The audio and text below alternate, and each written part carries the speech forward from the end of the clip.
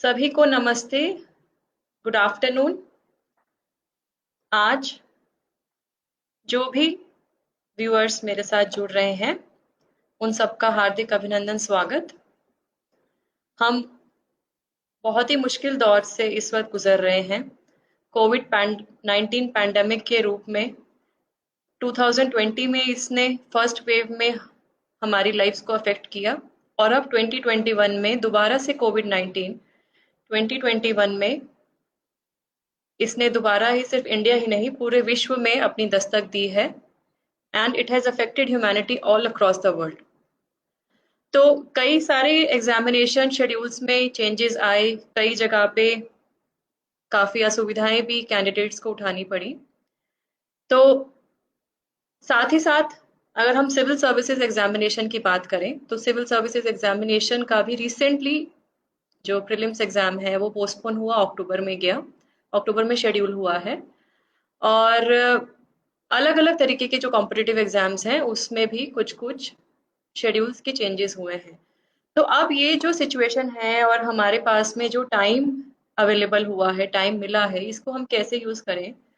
और मेरे से हमेशा यूपीएससी एस्पिरेंट्स और बाकी जो स्टेट सिविल सर्विसेज के एस्पिरेंट्स हैं वो पूछते रहते हैं तैयारी के बारे में, through email, through WhatsApp messages.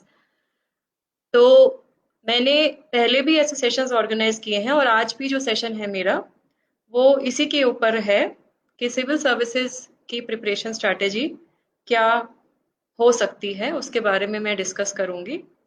और इसको मैं फॉर्मली स्टार्ट करने से पहले अपना इंट्रोडक्शन देना चाहूंगी। मैं नमस्कार, मैं हूँ सोनल गोयल। मैं हूँ 2008 बैच आईएएस ऑफिसर, मेरा काडर त्रिपुरा है। और मैंने 2016 तक त्रिपुरा राज्य में अपनी सेवाएं दी। उसके बाद मैं 2016 जुलाई से लास्ट ईयर तक मैंने हरियाणा में मेरा डेपुटेशन पीरियड रहा, और अभी दोबारा मैं त्रिपुरा में ज्वाइन कर चुकी हूँ। तो इस तरीके का लगभग 13 साल का मेरा वर्क एक्सपीरियंस है। और मुझे बहुत अच्छा लगता है यंग एस्पिरेंट से, यंग इंडिया से जुड़ना, और मुझे बहुत खुशी मिलती है उनसे बातचीत करके। तो आज का टॉपिक मैं फॉर्मली शुरू करती हूँ। सिविल सर्विसेज आज भी हमारे देश में वन ऑफ दी, नहीं बोलूंगी मैं, टफेस्ट एग्जामिनेशन के रूप में जाना जाता है। 10 लाख से ज्यादा कैंडिडेट्स प्रीलिम्स एग्जामिनेशन का फॉर्म भरते हैं, और उसके जो फाइनल सिलेक्शन होती है, जो हमारा इंटरव्यू के बाद जो फाइनल लिस्ट आती है सिलेक्शन की, that is not beyond few hundreds. और फ्यू हंड्रेड्स के अंदर भी जो आईएएस आईपीएस रेवेन्यू सर्विस है वो लगभग 400 के आसपास उसमें कैंडिडेट्स का सिलेक्शन रहता है। तो आप देखिए कि जो फाइनल सिलेक्शन है that is not even 1% of the entire number of candidates who are appearing in the prelims examination. तो जब आप सिविल सर्विसेज की तैयारी शुरू कर रहे हैं, उससे पहले सबसे महत्वपूर्ण ये है कि आपके माइंड में ये क्लियर होना चाहिए कि आप ये एग्जाम क्यों देना चाहते हैं। So why do you want to join civil services, what is your goal in life, and identify what drives you. तो ये जो इनर मोटिवेशन है ये आपको हमेशा मदद करेगी अपने लक्ष्य तक पहुंचने के लिए। तो क्या प्रॉन्स है और क्या कॉन्स है, ब्रीफली मैं मेंशन करना चाहूंगी, जो हमने as a society, Indian society में जो हम फील करते हैं। ऑफ कोर्स सिविल सर्विसेज एक रिस्पेक्ट कैरी करता है, एक इसका कैरिस्मा है जो आज भी लोगों को अपनी तरफ अट्रैक्ट करता है। एक अपॉर्चुनिटी मिलती है आपको बहुत ही यंग एज में as a sub divisional magistrate, as a collector, कि आप लोगों तक पहुंचे और लोगों तक अपना जो है सरकार की जो स्कीम्स हैं उनका लाभ पहुंचाएं। जॉब डाइवर्सिटी बहुत ज्यादा है, जॉब सिक्योरिटी भी है, ऑफ कोर्स गवर्नमेंट जॉब में जॉब सिक्योरिटी भी है, and you get an opportunity to work at the grass root level in field. अगर हम कॉन्स की बात करें तो सबको पता है कि इस सर्विस में फ्रीक्वेंट ट्रांसफर्स रहते हैं। हमें ये नहीं पता कि हमारा, पहली बात तो सिलेक्शन में भी हमें ये नहीं पता कि हमारा सर्विस में सिलेक्शन कौन सी सर्विस आएगी, उसके बाद कार्डर कौन सा मिलेगा। और जब कार्डर मिलता है उसके बाद भी विद इन द कार्डर ऑल्सो आपकी अलग अलग पोस्टिंग्स रहती हैं, तो थोड़ा सा फैमिली लाइफ को बैलेंस करना एक चैलेंज रहता है। There is a dynamic paraphernalia in field which includes political masters, which includes the judiciary, media, और एनजीओ, सिविल सोसाइटी ऑर्गेनाइजेशंस, तो ये सब एक पैराफर्नेलिया है, उसके अंतर्गत सिविल सर्वेंट को काम करना होता है, चाहे वो आईएएस या आईपीएस ऑफिसर हो। तो ये सब बातों को आपको ध्यान में रखते हुए ये सोचना है कि आप क्या ये एग्जाम करना चाहते हैं, और अगर करना चाहते हैं तो आप जो है कितने इसमें साल देना चाहेंगे, मतलब कितना टाइम आपके पास अवेलेबल है। अगर हम आज की ही बात करें तो कोविड-19 पेंडेमिक में भी कल माननीय प्रधानमंत्री जी ने डिप्टी कमिश्नर्स, डिस्ट्रिक्ट कलेक्टर्स के साथ में डायरेक्ट डीसी मीटिंग ली। तो उन्होंने भी ये बात को एम्फसाइज किया कि एक जिले में जो जिला अधिकारी है, जो डिस्ट्रिक्ट मैजिस्ट्रेट है या कलेक्टर है, उसकी परफॉर्मेंस जैसी रहेगी वैसे ही जिले का पैराफर्नेलिया रहेगा, और वैसे ही मतलब उसके ऊपर बहुत ज्यादा दायित्व है इसको जो है अपने सिस्टम को इम्प्रूव करने का, और विशेष रूप से they have to work day and night for improving the public service delivery. तो अगर ये जो मैंने बात कही कि ये जो रीजन है ये क्लियर होना चाहिए आपके माइंड में कि आप क्यों करना चाहते हैं। Once that reason is clear to you, I would advise कि आपके माइंड में ये क्लियर होना चाहिए कि आप कितने साल इस प्रिपरेशन के लिए देंगे, और उसके साथ साथ फॉल बैक करियर ऑप्शन भी आपके माइंड में होना चाहिए, जो कि प्लान बी मैं बोलती हूँ। कई लोग से आपने सुना होगा कि प्लान बी कुछ नहीं होता। अगर कोई एस्पिरेंट है तो उसके माइंड में होना चाहिए कि मैं शॉर्ट शॉर्ट करके रहूंगा। मैं ये बात डीमोटिवेट करने के लिए नहीं कह रही हूँ कि आप नहीं कर सकते या आपके अंदर कैपेबिलिटी कम है, सिर्फ एक रियलिटी चेक, क्योंकि आप देखिए कि लेस देन 1% फाइनल सिलेक्शन होता है। तो जो एक युवा अपनी प्राइम ईयर्स ऑफ यूथ जो इसमें इन्वेस्ट कर रहा है, साथ में अपने रिसोर्सेज लगा रहा है, इसमें फाइनेंशियल भी बर्डन रहता है, साथ ही साथ में आप जो अपना तैयारी का समय दे रहे हैं उससे बहुत कुछ सीखते भी हैं। तो आपको नॉलेज इतनी आ जाती है जब आप सिविल सर्विसेज की तैयारी कर रहे होते हैं, बहुत सारे सब्जेक्ट्स पढ़ते हैं, तो ये नॉलेज वेस्ट ना हो, और आप इसका प्लान बी ऑप्शन आपका क्या रह सकता है, ये आप जरूर सोचें, और उसके हिसाब से आप अपना डिसीजन लें कि what would be your plan B if you don't clear civil services. Then the next thing is that, next जो चीज है वो इम्पोर्टेंट है समझने के लिए कि when to start civil services preparation, कि हमें प्रिपरेशन कब स्टार्ट करनी है। तो देखिए फ्रेंड्स, बहुत सारे ऐसे एस्पिरेंट्स हैं जिनको स्कूल लेवल में ही क्लियर हो जाता है कि हमें सिविल सर्विसेज की परीक्षा देनी है। मैं आज भी कई बच्चों से ऐसा मिलती हूँ जिनको क्लास 10-11 में ही ये बात क्लियर है कि हमें जो है ये एग्जामिनेशन देना है ग्रेजुएशन के बाद। कई कैंडिडेट्स ऐसे हैं मेरे जैसे जिनको ग्रेजुएशन जब कर रहे होते हैं तब उनको माइंड में आता है, जब उनको पता लगता है इसके बारे में, और तब वो सोचते हैं कि इसका एग्जामिनेशन दिया जाए। और कई ऐसे एस्पिरेंट्स हैं जो कि आफ्टर ग्रेजुएशन भी इसकी तैयारी करते हैं, जॉब के साथ तैयारी करते हैं, मैरिज के बाद तैयारी करते हैं। ठीक है। तो जो कैंडिडेट, जो एस्पिरेंट स्कूल से ही सोच रहे हैं कि हमें इस सिविल सर्विसेज में जाना है, तो सबसे पहली बात कि आपकी जो एनसीईआरटीज हैं, आप वो स्कूल में भी पढ़ रहे होते हैं, उन उसको आप ब्रश कर सकते हैं। साथ ही साथ आपका जो general knowledge, GK, current affairs है, न्यूज़पेपर रीडिंग, मैगजीन्स अगर आपको इंटरेस्ट है और टाइम है। देखिए सबसे इम्पोर्टेंट बात यह है कि आपका क्लास 11-12 में जो भी करियर आपने, जो फील्ड आपका चूज किया, उस पे कॉम्प्रोमाइज नहीं होना चाहिए। मतलब आई वुड सजेस्ट कि सिविल सर्विसेज की तैयारी के लिए आपको ग्रेजुएशन में भी और उसके बाद भी टाइम रहता है। अगर आपकी फैमिली सपोर्टिव रहेगी तो आप उसमें टाइम दे सकते हैं।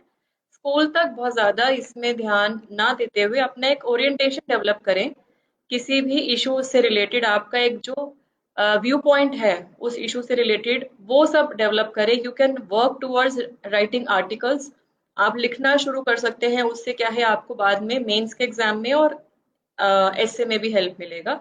सिमिलरली अगर आप ग्रेजुएशन में करना स्टार्ट कर रहे हैं तो ये सब जो चीजें आप स्कूल में कर सकते हैं, उसके साथ साथ you can also try and start working on your optional subject. तो जो ऑप्शनल सब्जेक्ट है, ये ऑप्शनल सब्जेक्ट आपका ग्रेजुएशन वाला भी सब्जेक्ट हो सकता है या कोई अलग सब्जेक्ट भी आप ले सकते हैं। अगर आपका सेम सब्जेक्ट है ग्रेजुएशन वाला, तब तो आपको बेसिक्स पे बहुत ज्यादा काम करने की जरूरत नहीं है, you will definitely have an understanding. But अगर नया सब्जेक्ट लेते हैं तो जो यूपीएससी का जो नोटिफिकेशन है सिविल सर्विस एग्जामिनेशन का, वो ये बोलता है कि प्रीलिम्स, सॉरी, जो मेंस एग्जामिनेशन में जो एक्सपेक्टेड है that should be minimum up to the honors level, and not equivalent to the post graduate. तो मतलब वो ऑनर्स के आसपास का आपसे एक्सपेक्ट करते हैं कि आपका लेवल होना चाहिए, तो you can work on that. और अगर आप पोस्ट ग्रेजुएशन के बाद कर रहे हैं, कोई प्रोफेशनल कोर्स कर रहे हैं या कोई जॉब कर रहे हैं, तो बहुत ज़्यादा ज़रूरी है कि how you manage your time, that is very important, क्योंकि जॉब तो बहुत जनरली हेक्टिक रहता है unless and until you have a limited number of hours, या आपका टाइमलाइन ऐसे है कि हफ्ते में 1 दिन 2 दिन काम रहता है, जो कि बहुत कम जॉब्स में होता है आजकल। तो उसके साथ साथ टाइम मैनेजमेंट बहुत इंपॉर्टेंट है। और फिर आप ऐसा शेड्यूलिंग कीजिए कि आप दिन में कितने घंटे आप दे सकते हैं पढ़ाई के लिए। तो अगर आप वर्किंग हैं तो ये बहुत ज़्यादा ज़रूरी है, that time management is important. साथ ही साथ में अगर आप कोई और प्रोफेशनल कोर्स कर रहे हैं, या सपोज आप मैरिड हैं, I have seen many married women entering into civil services, तो उनकी फैमिली रिस्पॉन्सिबिलिटी भी है। तो ये सब चीज़ों को ध्यान में रखते हुए आपको ये थोड़ा सा टाइम मैनेजमेंट पे ध्यान देना है। एंड ऑफ कोर्स अगर हम एक्चुअली में बात करें, तो जो जिस टाइम से एग्जाम आपने देना है, तो उससे 1 साल पहले वाला जो पीरियड होता है वो इम्पोर्टेंट है। उसके अंदर आपको प्रॉपरली पढ़ाई करनी पड़ेगी, मिनिमम 1 ईयर। और 1 साल जो लगता है जिसमें आप एग्जाम देंगे, प्रीलिम्स मेंस एंड इंटरव्यू वो देंगे, तो लगभग 2 साल मिनिमम मान के चलें। और उसके बाद में अगर एक फर्स्ट अटेम्प्ट में नहीं हो रहा है, तो सेकंड थर्ड अटेम्प्ट जो भी है, मतलब आप जितना देना चाहे, and whichever you are eligible to as per your category and age limit, वो भी आपको देखना पड़ेगा। तो व्हेन वी आर डिसाइडिंग कि हमें अब शुरू करना है, तो स्ट्रैटेजी क्या होनी चाहिए to prepare for exam. Now I come to the strategy preparation tips to prepare for the exam. तो सबसे पहले तो मेरी रिक्वेस्ट यही है कि एडवाइस यही है कि आप यूपीएससी का सिविल सर्विस एग्जामिनेशन का रिसेंट नोटिफिकेशन जो यूपीएससी की वेबसाइट पे अवेलेबल है, उसको देखिए। उस पे जाके आपको ये क्लियर हो जाएगा कि आपके एलिजिबिलिटी क्राइटेरिया के हिसाब से आपकी एज लिमिट क्या रहेगी, आप कितने नंबर ऑफ अटेम्प्ट्स दे सकते हो, क्योंकि उसमें थोड़ा डिफरेंशिएशन है एज पर द कैटेगरी। तो जब ये क्लियर हो जाता है, तो ये भी आप थोड़ा सा माइंड में मान के चलें, सोच के चलें कि मैंने कितने साल इन्वेस्ट करने हैं। Do not make it an unlimited exercise, मतलब इसको ये मतलब परपेचुअल करके रखना है, ऐसे मत सोचिए। आप अपने माइंड में क्लियर रखिए कि मेरे को 2 साल देने हैं, 3 देने हैं, 4 देने हैं। कई कैंडिडेट सोचते हैं कि अभी हम फर्स्ट तो सिर्फ एक्सपीरियंस के लिए दे रहे हैं, कैसा आ रहा है। भाई एक्सपीरियंस तो आप मॉक टेस्ट में अपने हम घर बैठ के भी ले सकते हैं कि आपका कुछ लेवल है या नहीं है। आप उसके लिए अटेम्प्ट क्यों वेस्ट कर रहे हैं। मतलब मेरे जो रिक्वेस्ट है वो ये है कि अ, आपके माइंड में क्लियर होना चाहिए कि आपका कितना अटेम्प्ट्स देना है, और जितने भी अटेम्प्ट्स दें वो आप सीरियसली अटेम्प्ट्स दीजिए। मतलब डोंट टेक इट लाइटली, क्योंकि इतना मतलब आपके लिए हर अटेम्प्ट इम्पोर्टेंट है, आप ये मान के चले। क्योंकि अगर ये भी हो सकता है कि आपकी एक अटेम्प्ट में कोई अलाइड सर्विस में हुआ, सपोज डैनिप्स में हुआ, डैनिक्स में हुआ, फिर आपको ये लगेगा कि अगर आपके पास अटेम्प्ट बाकी है, तो you can try and improvise and get into the other services like IAS IPS. तो इसीलिए अटेम्प्ट बहुत इंपॉर्टेंट है। Do not waste just for the purpose of gaining experience. और जैसे मैंने सिलेबस की बात करी, उसके साथ साथ आप जो ये बात है, जो कम से कम 3 साल के क्वेश्चन पेपर्स, तो जो क्वेश्चन पेपर्स हैं वो भी बहुत इजीली मिल जाते हैं। क्वेश्चन पेपर्स को आप देखिए और एक आइडिया मिलेगा आपको कि किस तरीके के क्वेश्चंस पूछे जा रहे हैं, और साथ ही साथ आपका कंफर्ट लेवल क्या है। कई बार हमें क्वेश्चन पेपर्स इसलिए भी देखने जरूरी हो जाते हैं कि हम अनडिसाइडेड होते हैं अबाउट ऑप्शनल। ऑप्शनल के बारे में बाद में बताऊंगी। तो यूपीएससी नोटिफिकेशन सिलेबस प्रॉपरली पढ़िए। 2 से 3 साल के क्वेश्चन पेपर्स जो भी रिसेंट आए हैं, क्योंकि पैटर्न बहुत ड्रास्टिक, बहुत जल्दी जल्दी भी चेंज होते हैं। जैसे मैंने जब एग्जाम दिया था 2006 और 7 में, दो मेरा सेकेंड अटेम्प्ट में क्लियर हुआ। तो मैंने जब एग्जाम दिया तब से लेके अभी तक बीच में, फिर उसके बाद सी सेट आया। सी सेट हमारे टाइम पे नहीं था, उसके बाद भी मतलब चेंजेस काफी ज्यादा होते रहते हैं। तो इसलिए बहुत पुराने पेपर्स देखने का फायदा नहीं है, आप रिसेंट 2 से 3 साल के क्वेश्चन पेपर्स देखिए। और जब आपका इम्पोर्टेंट डिसीजन जब हो जाता है कि हाँ मैंने इस साल में देना है, तब आपको डिवाइड करना पड़ेगा अपना टाइम अवेलेबल। अब इसके लिए मैं एक एग्जांपल देना चाहूंगी। फॉर एग्जांपल अगर हम नेक्स्ट ईयर की बात करें 2022 में, टेंटेटिवली हम ये मान के चलते हैं जो रेगुलर शेड्यूल होता है उसके हिसाब से जून में प्रीलिम्स होगा। तो जून में अगर प्रीलिम्स होना है और उसके बाद अक्टूबर नवंबर में मेंस होंगे, एंड देन नेक्स्ट ईयर 23 में अप्रैल में इंटरव्यू रहेगा। तो आज हम मई में हैं, हमारे पास पूरा 1 ईयर है अवेलेबल अगर हमें नेक्स्ट ईयर के प्रीलिम्स में अपियर होना है। तो आई वुड एडवाइज कि आपके अभी के शुरू के 6 महीने जो हैं, सो फॉर एग्जाम्पल मई से लेके, मई भी अगर हम हटा दें तो जून से लेके अक्टूबर नवंबर तक का जो टाइम है, 5 से 6 महीने का टाइम है, इसमें आप ओवरऑल फाउंडेशन लेने के लिए आप पढ़ाई करें। So that would be basically covering all your topics under GS, general studies optional as well.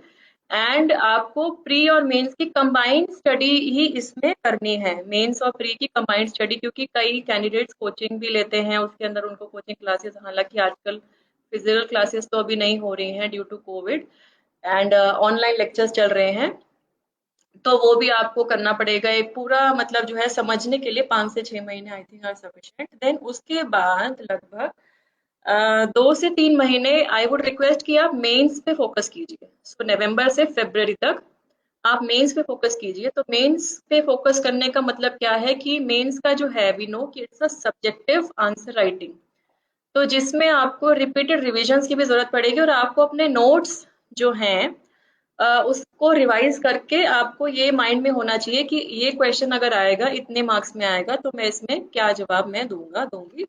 तो ये बहुत इम्पोर्टेंट जो है, इसको आप यूज़ कीजिए। और उसके बाद जब आपको प्रीलिम्स का एग्ज़ाम देना है, सो फॉर एग्जांपल जून में अगर प्री का एग्ज़ाम है, तो उससे लगभग 2 से 3 महीने पहले तक completely focus on prelims examination preparation. तो 2 से 3 महीने आपको रहेंगे प्री के लिए, I think that are sufficient, क्योंकि आपने पहले भी पढ़ा हुआ है। ऐसा नहीं है कि जब आप मेंस के लिए भी तैयारी कर रहे हैं तो आप प्री को छोड़ देंगे, क्योंकि एक बात इंपॉर्टेंट है कि हमारा जो जीके करंट अफेयर्स है वो हमको डेली पढ़ना है। तो GK current affairs, current knowledge, ये जो है, जो जीएस का जो सब्जेक्ट है, इसको हमें डेली पढ़ना है, और ये इम्पोर्टेंट हमारा मेंस के लिए भी रहेगा और ये प्री के लिए भी रहेगा। तो जब फिर आपने प्री दिया जून के अंदर, उसके बाद फिर जब आपका मेंस का टाइम आएगा, of course you have to study on your mains. और जैसे ही आप प्री देते हैं उसके बाद थोड़ा सा गैप लेके, don't take a long break, आप थोड़ा सा गैप लेके जो है आप दोबारा तैयारी में लग जाइए। क्यों, डो नॉट वेस्ट टाइम। कई कैंडिडेट ये सोचते हैं कि पता नहीं हमारा होगा नहीं होगा, और देखेंगे अभी एक बार प्री का रिजल्ट आने दो। तो फ्रेंड्स, हम जब एग्जाम दे ही रहे हैं तो हमारे पास लिमिटेड टाइम है। अगर बाई चांस इस अटेम्प्ट में नहीं भी हो रहा है, तो अगर आप ये टाइम जो आपके पास अवेलेबल है आप उसको यूज करेंगे, तो कहीं ना कहीं आपकी तैयारी में सेकेंड अटेम्प्ट में भी आपको इम्प्रूव करने में मदद करेगा। तो इस टाइम को वेस्ट मत कीजिए। जब हम स्टेज वाइज प्रिपरेशन की बात करें, बहुत ब्रीफली मैं बताऊंगी। स्टेज वाइज प्रिपरेशन अगर हम प्रीलिम्स की बात करें, तो प्रीलिम्स में जैसे हमें पता है कि it is a multiple objective type question, CSAT आता है, और इसमें दोनों सब्जेक्ट्स के हैं जो 200 मार्क्स ईच है। सब्जेक्ट वन जो है वो बेसिकली जनरल स्टडीज है, general studies including current affairs. और जो पेपर टू रहता है वो है एप्टीट्यूड टेस्ट, जिसके अंदर कॉम्प्रिहेंशन, लॉजिकल रीजनिंग और मेंटल एबिलिटी, न्यूमरेसी, वो सब जो है वो सब चीज़ों का टेस्ट रहता है। तो ये दोनों ही जो पेपर हैं सेम डे में एग्जाम कंडक्ट किया जाता है, एंड ऑब्जेक्टिव टाइप होते हैं और आपको मार्क करना होता है। तो जीएस के लिए, सॉरी, जो प्रीलिम्स है उसके लिए आपको एक्सटेंसिव मतलब, क्योंकि लिखना वैसे नहीं है, आपको जस्ट आपके माइंड में रिफ्लेक्ट होना है उस चीज को, कि आपको उसका जैसे ही कोई चीज पूछी जाए तो आप उसका आंसर दे पा रहे नहीं दे पा रहे हैं, आप आपका माइंड उसको रिक्रिएट कर रहा है। तो I mean it needs an extensive type of a study preparation. If we talk about mains, अगर हम मेंस की बात करें, मेंस के अंतर्गत देयर आर मतलब 7 पेपर्स होते हैं, जिसको आपको, वैसे टोटल 9 पेपर्स होते हैं, बट 7 पेपर्स होते हैं जिसमें आपको मार्क्स काउंट किए जाते हैं। और ये बहुत ज्यादा जरूरी है समझना कि मेंस की इम्पोर्टेंस सबसे ज्यादा है इस एग्जामिनेशन में, क्योंकि जो इसमें क्वेश्चन, जो इसमें सब्जेक्ट्स हैं, उसमें हर सब्जेक्ट का 250 का मैक्सिमम स्कोर है। सो 215 टू 7 इज 1750। 1750 का जो मेंस का टोटल हमारा स्कोर रहता है, प्लस 275 मार्क्स ऑफ इंटरव्यू। तो 2025 का अगर हमारा टोटल स्कोर है जिसमें से मार्किंग होती है, तो आप इसमें से आप ही मान के चलें कि इंटरव्यू इज ओनली 275 मार्क्स, और बाकी जो है वो मेंस का पार्ट है।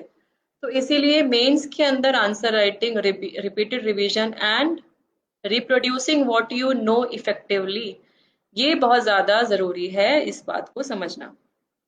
तो इसमें पेपर 1 ऐसे का रहता है, पेपर 2 3 4 एंड 5 जो है ये जीएस ओरिएंटेड हैं। जैसे पेपर 2 है हिस्ट्री, ज्योग्राफी, हेरिटेज। पेपर 3 है governance, constitution, polity, social justice, international relations. Paper 4 है technology, economic development, biodiversity, environment, security and disaster management.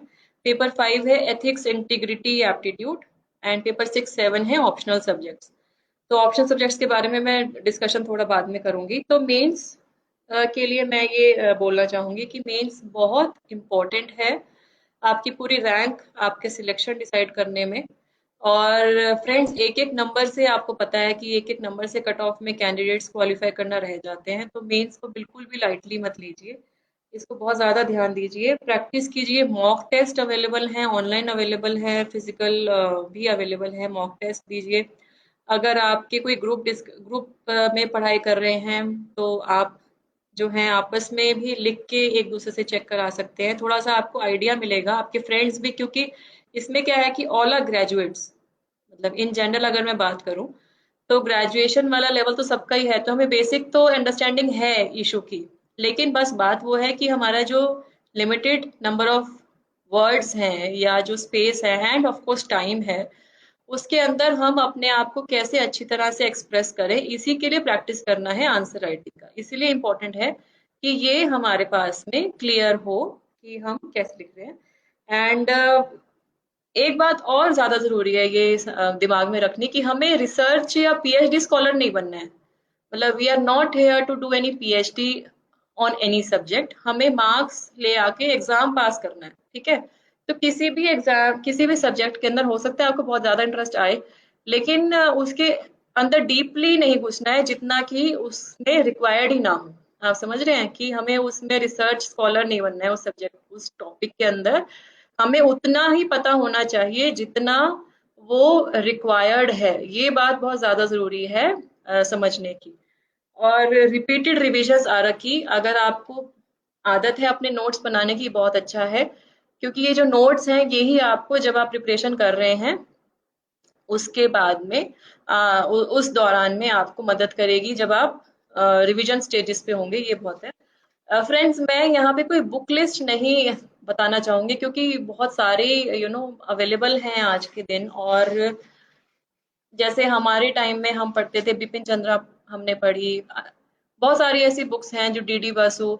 लेकिन सिंपल सी बात यह है कि जो भी बुक में आप कंफर्टेबल फील करें वो आपको पढ़नी चाहिए। और साथ के साथ में करंट अफेयर्स और जीके पे एम्फोसिस देना बहुत ज़्यादा ज़रूरी है। आप न्यूज़पेपर देख सकते हैं, द हिंदू देख सकते हैं, या आप इंडियन एक्सप्रेस, या जो भी मतलब वाइडली सर्कुलेटेड न्यूज़पेपर है।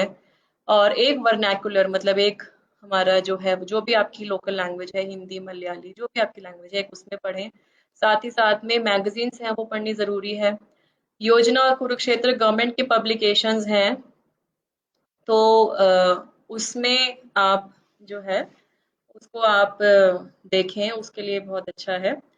और बेसिकली ये एग्जाम जो है आपकी एक टेस्ट है आपकी इसका, आपके एंड्योरेंस पावर का, आप कितना स्ट्रेस ले सकते हैं, आप कितना मतलब आप कितनी अच्छी तरीके से उस टाइम को यूटिलाइज करते हुए अपने गोल को अचीव कर सकते हैं। और डीमोटिवेशन के फेजेस तो सबके साथ ही आते हैं, मेरे साथ भी आए थे, लेकिन उसको ओवरकम करते हुए अपने गोल पे फोकस करके हमें आगे बढ़ते रहना है। नाउ व्हाट आई जैसे मैं सब स्टेज वाइज की बात करी थी, तो मैंने प्रीलिम्स की बात करी, मेंस की बात करी। Now I discuss about interview. तो इंटरव्यू क्या है? Interview is the overall personality test, जिसके अंदर आपके कम्युनिकेशन स्किल, आप कैसे विषयों को एक्सप्रेस कर रहे हैं, उसका डिस्कशन होता है। साथ ही साथ में presence of mind, reaction to stress, ये सब चीजें, and the ability to perform under pressure. जब हम फील्ड में, जब हम ऑफिसर बनना मुझे लगता है कि आसान है, लेकिन ऑफिसर बनने के बाद नौकरी में नौकरी करना और नौकरी में सरवाइव करते रहना, I think it is even the more difficult than to clear the examination. तो जो स्ट्रेस हम पढ़ाई में जो फेस कर रहे हैं, आप ये मान के चलो कि जब आप क्लियर करते हो ये एग्जाम, तो बहुत रोजी पिक्चर एकदम से नहीं मिलेगी आपको। ऑफ कोर्स ट्रेनिंग पीरियड अच्छा रहेगा, लेकिन जैसे ही आपको इंडिपेंडेंट चार्ज लगे मिलेगा, तो इंडिपेंडेंट चार्ज जैसे ही मिलता है, आप उस सब डिवीजन के, आप उस एरिया के होल सोल जिम्मेवार हो जाते हो, और आपको मतलब there is no scope for error. ये बहुत इंपॉर्टेंट है जानना। तो इंटरव्यू की बात करें तो आप अपने सीवी पे वर्क करें, आपका क्या बैकग्राउंड है, आप कहाँ से आ रहे हैं, क्या कोर्स आपने, क्या प्रोफेशनल या एकेडमिक क्वालिफिकेशन हासिल की है, उसके बारे में, आपका नेटिव प्लेस क्या है, आपके पेरेंट्स क्या करते हैं, your family, if you are working then your work profile, and आपकी हॉबीज क्या हैं। और ये भी थोड़ा सा हमें रिस्पॉन्स होना चाहिए कि हम ये एग्जाम क्यों दे रहे हैं। सो वो पूछ सकते हैं कि why do you want to join civil services, वो पूछेंगे। तो आपका आंसर क्या होगा, ये आपके माइंड में क्लियर होना है। और ये भी एक बहुत ज़्यादा ज़रूरी है बात समझनी कि हमें इंटरव्यू बोर्ड के सामने ब्लफ नहीं करना है। So they are very senior people of various fields, जो चेयरमैन होंगे और जो और इंटरव्यू बोर्ड के मेंबर्स होंगे, बहुत सीनियर हैं। उन्होंने बहुत, हमारा तो अभी शुरुआत भी नहीं हुआ, और उन्होंने जो है बहुत सारी सर्विस, बहुत सारे सेक्टर्स में काम किया होता है। They are very much experienced. तो if you are having some opinion, some different opinion of any issue which is being discussed, लेकिन आप जो है कंफ्यूज्ड हैं या कन्विंस्ड नहीं है, तो आई वुड रिक्वेस्ट कि just to prove yourself right, do not enter into an argument. मतलब एक आर्ग्यूमेंट में ना एंटर करें। और अगर आपको कोई कंफ्यूजन है और आप 100% श्योर नहीं है, तो प्लीज एडमिट कि सर और madam, I am not able to recall, yeah, I'm not aware of this issue at present, but after the interview I'll definitely gain knowledge on this, I will update my facts on this। तो admit politely कि आपको नहीं पता है, do not enter into argument, and also do not bluff. मतलब आप एक झूठ बोलने के लिए फिर आपको और कड़ी कड़ी कड़ी आपको बनानी पड़ती है। तो ये इंपॉर्टेंट है कि आप ये सब ना करें, and stay grounded. And practice के लिए आप मॉक इंटरव्यूज अटेंड कर सकते हैं। ग्रुप डिस्कशंस में आपके जो फ्रेंड्स हैं, जो कलीग्स हैं, जो पार्टिसिपेट कर रहे होंगे, उनके साथ में आप ग्रुप डिस्कशन में पार्टिसिपेट कर सकते हैं। नाउ आई डिस्कस कि हाउ टू स्टे फोकस्ड। ये इतना लॉन्ग ड्रॉन प्रोसेस है, तो how to stay focused and motivated when you preparing. तो इट इज वेरी इंपॉर्टेंट कि आपका सेल्फ मोटिवेशन जो है वो हमेशा अप रहे। अब मुझे ये बात, मैं बिल्कुल इससे एग्री करती हूँ कि इतना लॉन्ग टर्म प्रोसेस है, we all have our strengths and weaknesses. तो it is important to know your strength and also identify your weakness. आप प्रायोरिटाइज करें अपने, जो है इसमें लिवरेज करना मैं वर्ड यूज करूंगी, कि जो आपके स्ट्रेंथ है या जो आपके स्ट्रॉन्ग पॉइंट्स हैं, उन पे कैसे स्कोरिंग लाया जाए, और जो आपके वीक पॉइंट्स हैं उनको कैसे इंप्रूव किया जाए, ये बहुत इंपॉर्टेंट है। Time management is important. You break the task. So for example, अगर आपके पास 1 साल है, उस 1 साल में 12 महीने हैं, तो उन महीनों को, जैसे मैंने बताया, महीनों को पहले ब्रेक कीजिए, फिर जितने मंथ्स हैं उसके अंदर वीक्स अवेलेबल हैं, उस वीक्स को भी आप ब्रेक कीजिए। तो वीकली आप अपना कैलेंडर शेड्यूल बनाइए कि मैं इस वीक में ये करूंगा। Once you are done with that, I would request कि आप फिर एक डेली कैलेंडर भी बनाइए। तो डेली कैलेंडर में मतलब कि मेरे को आज के दिन में ये चीजें कवर करनी है। Stay focused, take breaks in between. अगर आप डिमोटिवेटेड फील करते हैं, talk to your family friends, devote some time to hobbies. मतलब छोड़ना नहीं है जस्ट बिकॉज कि हमसे नहीं हो रहा। आप जिस टाइम पे सोच रहे हैं कि हमसे नहीं हो रहा, उसी टाइम पे ऐसे बहुत सारे एस्पिरेंट्स होंगे ऑल ओवर द कंट्री में जो यही बात सोच रहे होंगे।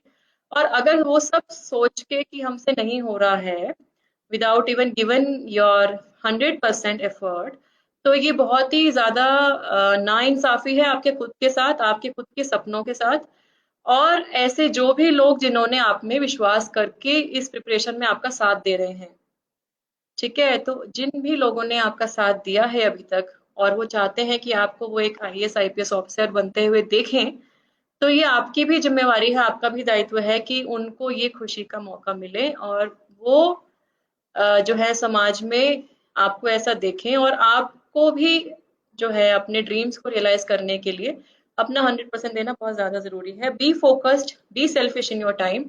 अगर कोई कोई कोई कोई भी आपको कुछ बोल रहा है, टैंट्रम्स या ताने, जो भी सोसाइटी में कई चीजें ऐसी होती हैं जो हमें देखनी पड़ती हैं, तो लेकिन इन सबको इग्नोर कीजिए, अपने आप अपने टाइम के लिए आप मैनेज करने की कोशिश कीजिए। नाउ कुछ ऐसे पॉइंट्स जो कि जनरली मेरे से पूछते हैं, ऐसे 4 से 5 विषय हैं जिसके बारे में मैं डिस्कस करती हूँ। तो some common concerns pertaining to the examination preparation. तो पहली तो बात यही है कि मेरे से पूछते हैं कैंडिडेट्स कि how many hours to devote to prepare for civil service examination.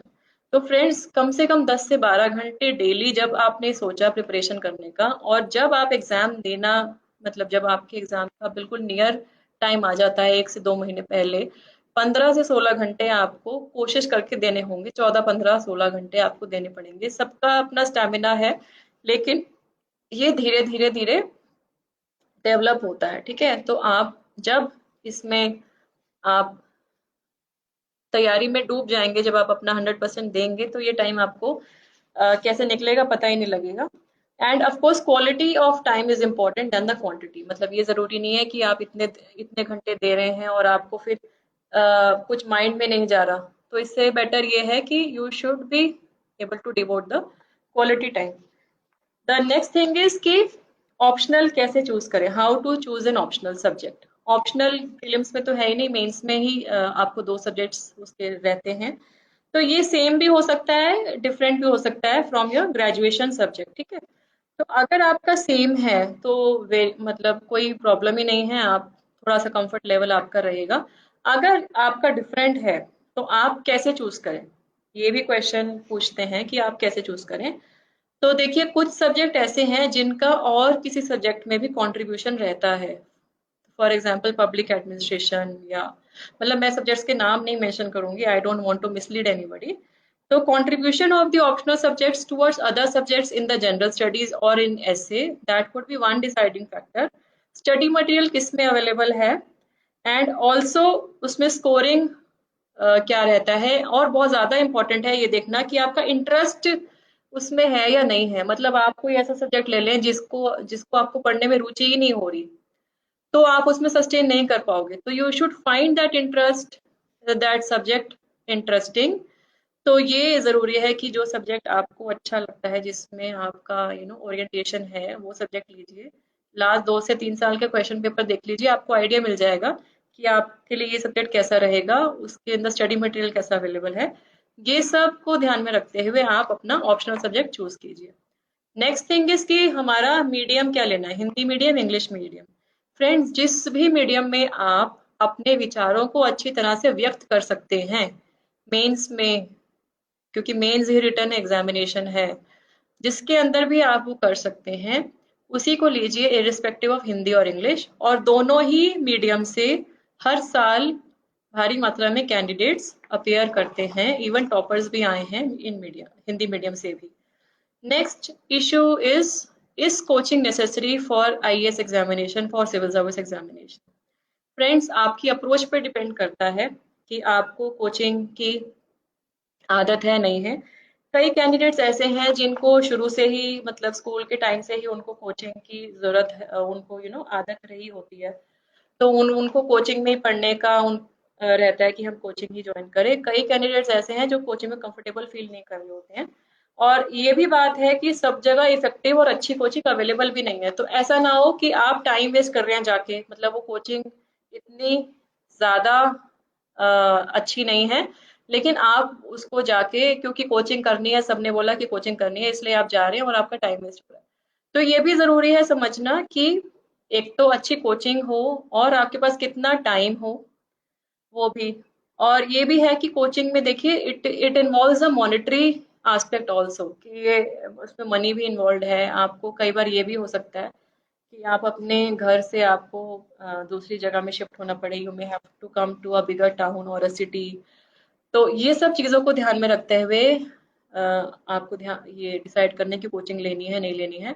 आज बहुत सारे ऑप्शंस अवेलेबल हैं, ऑनलाइन भी स्टडी मटेरियल अवेलेबल है, उसको एक एक्सप्लोर कर सकते हैं। साथ ही साथ में ग्रुप स्टडीज भी आप ले सकते हैं, ग्रुप स्टडीज को भी आप एक्सप्लोर कर सकते हैं।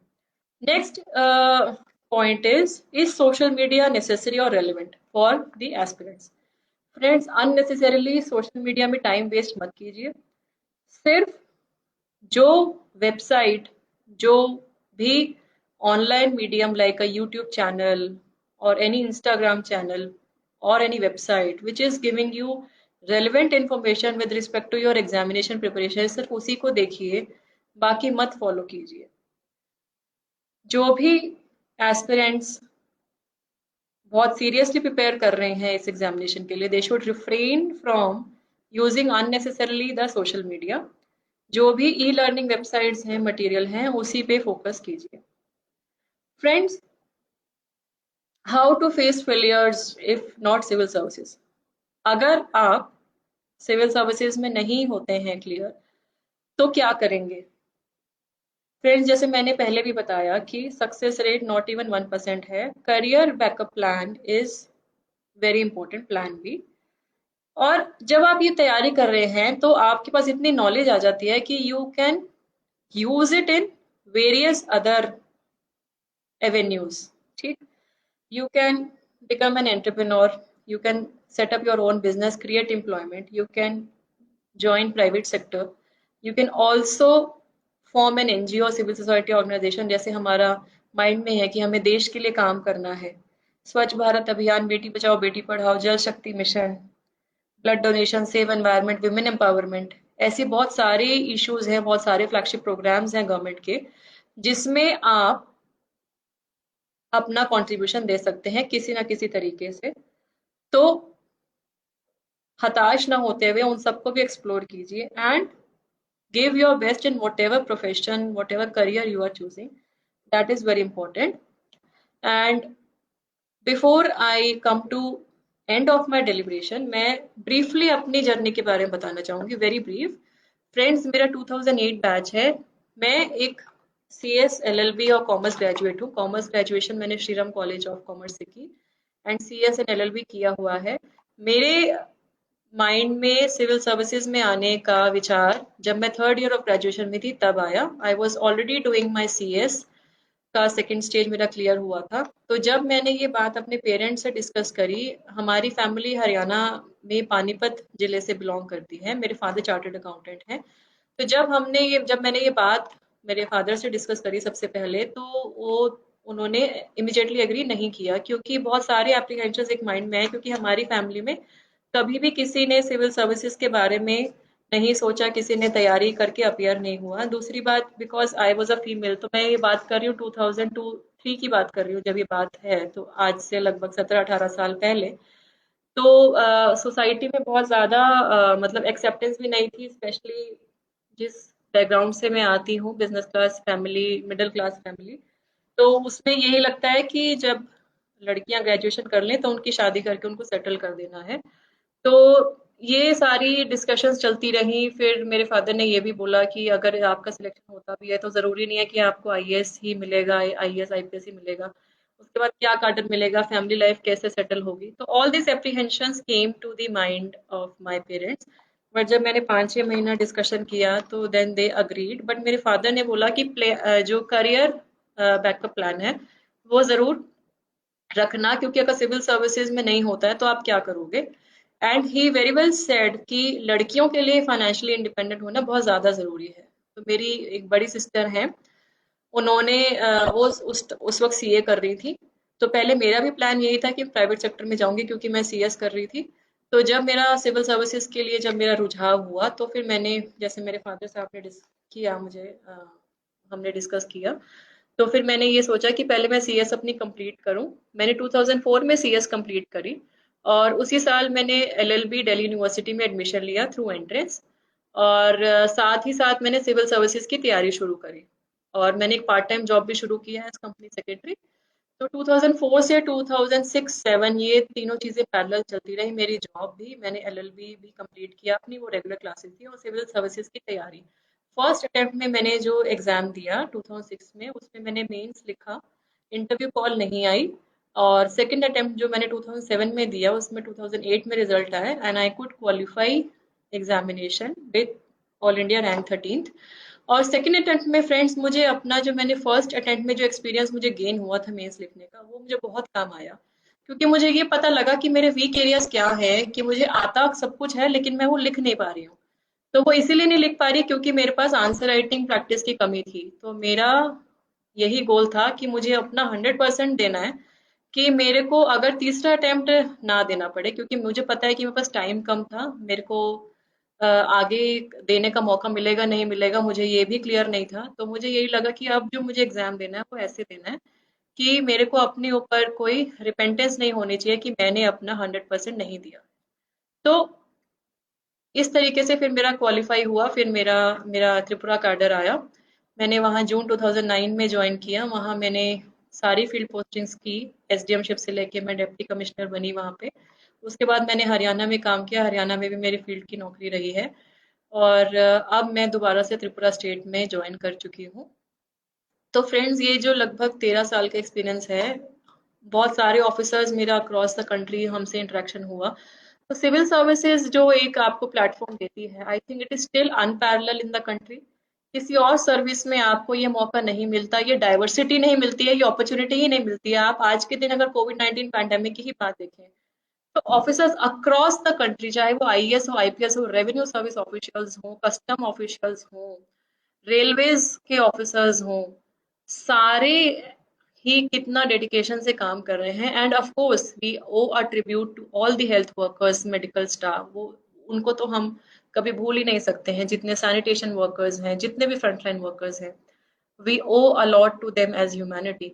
तो फ्रेंड्स, मेरी जर्नी ये रही, और मुझे आज भी यही लगता है कि civil services is one of the best platforms in our country, अगर आप नेशन बिल्डिंग के लिए करना चाहते हैं।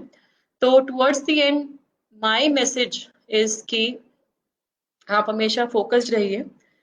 3 C's मैं हमेशा रिमेंबर करती हूँ। 3 C's is courage, conviction and consistency. Courage, conviction, consistency. और ये हमेशा मैं माइंड में रखती हूँ। एंड इट इज इम्पोर्टेंट कि love what you do and do what you love. Love what you do and do what you love. And youth is the key agent for social change, economic development, technological innovation। हमें पता है कि India youngest country in the world है। तो youngest country in the world है, youth is a super power. आप सब लोग मिलके नेशन की सस्टेनेबल डेवलपमेंट में, नेशन बिल्डिंग में मदद करें। और कुछ कविता हैं, प्रोज हैं, जो हमेशा मैं अपने जहन में रखती हूँ, जो मैं बता ऑडियंस के साथ शेयर करना चाहूंगी। तुम समय की रेत पर छोड़ते चलो निशान, देखती तुम्हें जमीन, देखता है आसमान। और एक और छोटी कविता आपने सुनी होगी, जरूर सुनी होगी। कौन कहता है आसमान में सुराख नहीं हो सकता, एक पत्थर तो तबीयत से उछालो यारो। Believe in your dreams and keep telling yourself I can, I will. Keep telling yourself I can, I will, and you will definitely realize your goal. Give your best. All the best सभी को। Thank you so much. ये मेरी तरफ से कुछ मेरा questions जो viewers ने आज टाइम निकाल के मेरे साथ में शेयर किए हैं, वो क्वेश्चंस, मैं कुछ क्वेश्चंस लूंगी। तो एक कैंडिडेट जिन्होंने लिखा है, मैम कॉलेज में रहते हुए प्रिपरेशन कैसे करें, मोंटी कुमार। तो फ्रेंड्स, कॉलेज में रहते हुए जैसे मैंने बोला कि कॉलेज में, क्योंकि ऑफ कोर्स आप जिस भी स्ट्रीम में आप ग्रेजुएशन कर रहे हैं, या ये भी हो सकता है या that you are doing your medical और इंजीनियरिंग, तो उस पे ध्यान रखना बहुत ज़्यादा ज़रूरी है। और साथ ही साथ में you can build up a base.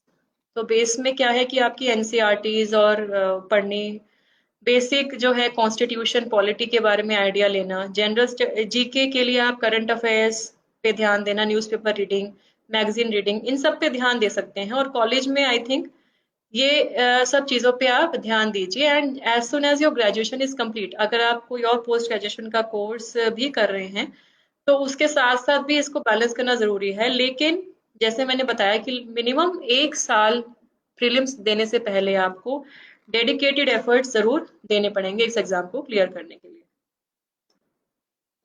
किसी ने ये पूछा कि is it possible to clear UPSC at the age of 27? Yes of course. मतलब आप, I don't know your category जिसने पूछा है ये सवाल, आप प्लीज यूपीएससी की वेबसाइट पे जाके सिविल सर्विसेज की नोटिफिकेशन को पढ़िए, उसमें आपकी कैटेगरी के हिसाब से आपको मिल जाएगा कि आपके पास कितनी नंबर ऑफ अटेम्प्ट्स हैं and what is the age limit criteria for you. So वो आप देखिए। तो ये सब बातें एक्चुअली मैं मैक्सिमम तो बता चुकी हूँ अपनी टॉक में। हाउ टू चूज सब्जेक्ट, देखिए ऑप्शनल सब्जेक्ट के लिए वही मैंने बात बताई कि अगर आपको ग्रेजुएशन वाले सब्जेक्ट के अंदर ही कंफर्टेबल है तो वही लीजिए, नथिंग लाइक दैट। अगर आपको वो सब्जेक्ट नहीं लेना है तो आप ये देखिएगा कि किस में आपका इंटरेस्ट है, क्योंकि वो सब्जेक्ट आपको पढ़ना पड़ेगा, उसको याद करना पड़ेगा। अगर आप कोई ऐसा सब्जेक्ट ले लेंगे जिसमें आपको जस्ट फॉर द सेक कि दूसरा कोई कह रहा है कि भाई वो स्कोरिंग है इसलिए आपने ले लिया, वो नहीं अच्छा रहेगा। मेरे ख्याल से आपको इंटरेस्ट होना चाहिए, साथ ही साथ में उसमें स्टडी मटेरियल अवेलेबल अच्छा होना चाहिए। And you can have a look at the previous 2 to 3 years question papers to get an idea किस तरीके के उसमें सवाल पूछे जाते हैं और आपको कैसा कंफर्टेबल फील हो रहा है या नहीं हो रहा है। तो ये सब चीजें आपको ऑप्शनल डिसाइड करने में आपको लेना चाहिए। somebody has written should pre and mains preparation be done together? Friends, जैसे मैंने बताया कि आपको इनिशियली जो है, आपको इनिशियली कुछ महीने, 5 से 6 महीने आपको दोनों की मिक्स तैयारी के लिए ही देने पड़ेंगे, क्योंकि आपको जो जैसे जीएस है, जीएस आपको प्री में भी यूज होगा, मेंस में भी यूज होगा, और जीएस के 4 मतलब सब्जेक्ट्स हैं और ऐसे है। तो आप इन सब की तो कंबाइन ही कीजिए। जब आपका प्री एग्जाम आ रहा है पास में, तब आप 2 से 3 महीने प्री के ऊपर फोकस कीजिए, और जब आप प्री दे देंगे उसके बाद मेंस पे फोकस कीजिए। ठीक है, पहले तो आपको सब चीजें पढ़नी ही पड़ेंगी। बीच में ऑफ कोर्स कुछ टाइम मेंस के लिए इसलिए देना होता है क्योंकि हमें मेंस में जैसे आंसर राइटिंग की प्रैक्टिस करनी है, वो सब चीजें इंपॉर्टेंट रहती हैं, तो उस पे ध्यान देना जरूरी है। Which institute is good for coaching? Friends, मैं यहाँ बिल्कुल नहीं बताना चाहूंगी कि कौन सा कोचिंग अच्छा है कौन सा नहीं अच्छा है। ये टोटली आप अपने लेवल पे इंक्वायर कीजिए। ये जरूरी भी नहीं है आप कोचिंग ज्वाइन करो, जैसे मैंने पहले भी कहा। तो आप जिस चीज में कंफर्टेबल हो, सेल्फ स्टडी भी कई स्टूडेंट्स करके पास होते हैं। तो कोचिंग मतलब आप सर्च करेंगे, आप पूछेंगे, आपको पता लग जाएगा, but it is not possible on my part to recommend any coaching institute. Then ma'am, job के साथ साथ प्रिपरेशन कैसे करें? फ्रेंड्स, जॉब के साथ साथ बहुत इजी नहीं रहता। मतलब क्योंकि आपको जॉब में भी नंबर ऑफ आवर्स आपको देने पड़ेंगे, ऑफिस भी जाना पड़ सकता है, या अभी वर्क फ्रॉम होम भी है, तो उसमें भी they expect limited minimum number of hours आपको देखने देने पड़ते हैं। तो कैसे आप करेंगे बैलेंस, ये जरूरी है। कई जॉब्स में सबैटिकल लेने का भी ऑप्शन होता है, जिसमें you are employed in the organization but you get some leave. तो वो लीव पेड होती है अनपेड होती है, वो डिफरेंट कंपनी के रूल्स, डिफरेंट ऑर्गेनाइजेशंस में डिपेंड करता है। तो अगर आप जब शुरुआत कर रहे हैं तब आप साथ साथ जॉब के भी कर सकते हैं, लेकिन जब आपको एग्जाम देना है, जब आपको प्रिपरेशन का पीक टाइम चल रहा है, तब अगर उस टाइम में अगर आप कोई लीव ले पाए तो आई think it would be better, क्योंकि आप पूरी तरह से फोकस करके पढ़ पाओगे। फ्रेंड्स, ये बहुत ज्यादा जरूरी है समझना कि हमें जो लाइफ में करना है ना, वो करके नक्की मारो। मतलब करना है या नहीं करना है, एक तो ये बात क्लियर होनी चाहिए। ये नहीं कि आप 5 5 6 6 साल लगा रहे हो और आपको, मतलब हमारा जो यूथ का जो एनर्जी है, अगर हम इसको सिविल सर्विसेज के प्रिपरेशन में लगा रहे हैं, तो माय पॉइंट इज कि इसको अच्छी तरह लगाओ। मतलब इसको ऐसे लगाओ कि आपको 2 3 साल में क्लियर करना ही है, आप ऐसे सोचो। अगर नहीं हो रहा किसी भी कारणवश, तो आप ये सोचिए, रिफ्लेक्ट कीजिए कि क्या मेरे को कुछ और करना चाहिए, क्या मैं कुछ और करूं। तो ये चीज आपके माइंड में होनी चाहिए। तो जॉब के साथ साथ आप जब कर रहे हो, तो एक टाइम मैनेजमेंट ज़रूरी रहती है। और जब आपका एग्ज़ाम के आस-पास जब आप पहुँच रहे हो, तो अगर आप कुछ लीव ले सको, अगर पॉसिबल हो आपकी जॉब में, तो वो अच्छा रहेगा। आप अपनी तैयारी बहुत अच्छे तरीके से कर पाओगे, क्योंकि इसमें इतना मटेरियल है पढ़ने को। दिन के 24 घंटे भी कम पड़ जाएँ, इतना ज़्यादा सिलेबस है। और आपको रिपीटेड रिवीजन, लिखना, उसको याद रखना, और फिर मॉक टेस्ट देना, खुद की इवैल्यूएशन भी करना, बहुत सारी चीज़ें हैं। तो अगर फोकस तरीके से करें, तो ज़रूरी ये हो सकता है। क्या क्लास लगाना ज़रूरी है? Same thing. मैम आपने कोचिंग किया था, समबडी इज़ आस्किंग। तो फ्रेंड्स, मैंने लिमिटेड कोचिंग किया था। मैंने मतलब पूरा सारे सब्जेक्ट्स का कोचिंग नहीं लिया, क्योंकि मैं मेरे को कोचिंग लेने की आदत नहीं थी शुरू से ही। मैंने क्लास 12 तक कभी कोचिंग नहीं ली थी। इवन ग्रेजुएशन में मैं श्रीराम कॉलेज में थी, तो हमारे जो प्रोफेसर्स जो कॉलेज में लेक्चर्स देते थे, वो बहुत ही अच्छे थे। और उन्हीं की किताबें पढ़ाई जाती थी बाकी कॉलेजेस में भी, कॉमर्स में। तो मुझे कोचिंग लेने की ऐसा जरूरत नहीं पड़ी। तो सिविल सर्विसेज, क्योंकि मेरे लिए जीएस वगैरह नया कुछ सब्जेक्ट था, पबैड मैंने नया ऑप्शनल लिया था। मेरा एक ऑप्शनल कॉमर्स था और एक ऑप्शनल पबैड था। हमारे टाइम में दो ऑप्शनल लेने होते थे। तो मैंने लिमिटेड कोचिंग ली। मतलब I did not join full coaching for every subject. I took a limited coaching. जो भी सब्जेक्ट में मुझे लगा, जिस बीच में मुझे लगा कि मुझे वीकनेस हो सकती है, या मुझे नॉलेज अपने आप में नहीं कर पाऊंगी, तो ये जरूरी है। somebody has asked me answers writing कैसे अच्छा लिखें। ओके, तो आंसर राइटिंग फ्रेंड्स, एक तो ये जरूरी है कि मेंस में जो पैटर्न है वो क्लियर होना चाहिए, क्योंकि उसमें कुछ क्वेश्चन आएंगे 2 मार्कर्स, 5 मार्कर्स, देन 10, 15, इस तरीके से आएंगे। And they have limited space and they have limited number of words also. तो किसी भी इशू पे हम लोग उसका 10 नंबर में क्या लिखेंगे, 2 नंबर में क्या लिखेंगे, कीवर्ड्स आपके माइंड में होने चाहिए for any topic. Keyword should be recollected in your mind, so that when they ask, you are able to recall and reproduce, you are able to write। और depending on the marks and words आप उसको elaborate कर सकते हो या छोटा कर सकते हो। ठीक है, तो इसीलिए मैंने बताया था शुरुआत में कि self revision and making notes. अगर आप कोई नोट्स बनाते हैं, या जैसे मेरी आदत थी कि मैं जो बुक पढ़ रही हूँ या जो नोट्स मटेरियल पढ़ रही हूँ, वो अगर 10 पेज का है, तो उसके फ्रंट में एक या दो पेज का सिनॉप्सिस है बना के, I would clip it with the original notes. तो उससे क्या होगा कि जब मैं रिवाइज कर रही हूँ, मुझे अपना हैंड रिटन मेन पॉइंट्स याद रहेंगे। ठीक है, कि ये मेरे मेन पॉइंट्स हैं इस टॉपिक को लेके, इस इश्यू को लेके। तो मैं वही रिवाइज करूंगी एंड तक, क्योंकि एंड तक जाते जाते पूरी बुक पढ़ना पॉसिबल नहीं होता, टाइम कम रहता है। एंड अगर आप सारा कुछ याद करने की कोशिश करोगे, then you will also tend to forget things, right. तो इसीलिए ये हमेशा मैंने किया कि मैं अपने नोट्स बनाती थी। वो नोट्स ऐसा जरूरी नहीं है कि अलग से कॉपी में लिखने हैं, वो नहीं है जरूरी। आप जो भी किताब या जो भी मटेरियल आप पढ़ रहे हो, उसी के साथ में उसी के ऊपर भी लिख सकते हो, उस पे हाईलाइट भी कर सकते हो, या कोई उसके ऊपर अलग से एक चिट पेस्ट कर सकते हो जिसपे आप वो मेन पॉइंट्स लिखो। मैं हमेशा ये चिट पेस्टिंग एंड हाईलाइटिंग का यूज में करती थी। तो मैंने जो मटेरियल जब मैंने क्वालिफाई किया, उसके बाद I had shared with few of the aspirants जो तैयारी कर रहे थे। तो अनफॉर्चुनेटली मेरे पास वो मटेरियल अवेलेबल नहीं है, नहीं तो मैं अपने नोट्स भी शेयर कर पाती। बट मैंने उस वक्त शेयर कर दिए थे कुछ एस्पिरेंट्स के साथ में, जिनको मुझे लगा ज़रूरत है।